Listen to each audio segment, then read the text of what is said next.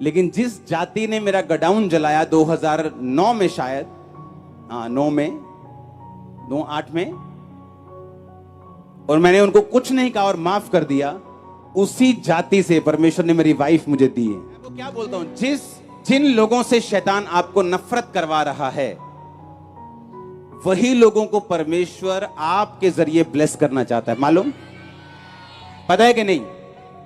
शायद आपको ना बताओ। जो लोग आपका विरोध कर रहे हैं, उन्हीं लोगों को परमेश्वर आपके जरिए ब्लेस करना चाहते हैं। पता है कि नहीं? 2009 में 50 लोग आते थे चर्च में। बस समझ लो कि ये 2 लाइनें चर्च थी। हाँ, तो उनको प्रचार में ऐसे ही करता था, बिना रुके। ये नहीं 50 है तो ठंडे ठंडे, लाखों बैठे हैं तो गरम गरम, ऐसा नहीं था। इसी जोश से होता था। उनको प्रचार कर रहा था मैं, और शाम को मेरे गोडाउन पे जो लाखों का सामान था, सैनिटरी का, टाइल्स का, लोगों ने आग लगा दी। अगले दिन आए चर्च वाले 50-60 लोग, बोम मारा हुआ है जी, बोम मारा हुआ है पास्टर जी, तो बीबियां कर दिया। मैंने कहा तुम वचन पढ़ते हो क्या? उसने कहा हाँ। मैं क्या लिखा वचन में? लिखा कि सब बातें मिलकर भलाई को पैदा करती हैं जो मसीह यीशु से प्रेम करते। अब इसमें भी भलाई क्या हो सकती है? वो शायद मेरी परीक्षा थी कि मैं क्या बोलता हूं। अभी इस सेवकाई जस्ट स्टार्ट हुई है और आग लग गई, और फायर ब्रिगेड को फोन कर, टंगे हुए थे तब शहर में, कोई संत मर गया था कहीं बाहर, वियना ऑस्ट्रिया में, कोई गोली मार दी थी, और यहाँ पे लोगों ने पूरे आग लगा दी थी सब जलंधर में। तो उसमें हमारा गोडाउन भी था। और जब वो गोडाउन जला तो अब शैतान ने मुझे बोला कि अब क्या करेगा तू, अब प्रीच कर। तो यही बिजनेस की तो बड़ी गवाहियां देते हैं, प्रभु ने ब्लेस किया, मुझे ब्लेस किया, अब तेरा बिजनेस भी चला दिया, ले अब गवाही दे तू। अब मुझे या तो लड़ना है या पीछे हट जाना है। तब मैंने लड़ने का फैसला किया। मैंने कहा नहीं, मैं फाइट करूंगा, सब बातें मिलकर भलाई को पैदा करती है। वचन मेरा हथियार होगा, ये मेरी लड़ाई का तलवार होगी। इस तलवार से मैं लड़ूंगा शैतान के साथ कि सब बातें मिलकर भलाई को पैदा करती। तब क्या हुआ, वो चर्च जो 50 से शुरू हुई थी, उसी साल 500 से ज्यादा क्रॉस कर गई थी।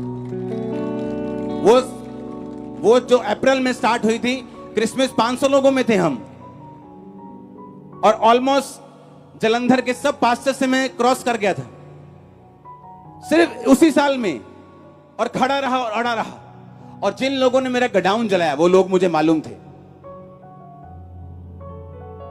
अब मैं केस कर सकता था उन पे, उनको फंसाता, लेकिन जिस जाति ने मेरा गोडाउन जलाया 2009 में, शायद 9 में, 8 में, और मैंने उनको कुछ नहीं कहा और माफ कर दिया, उसी जाति से परमेश्वर ने मेरी वाइफ मुझे दी है।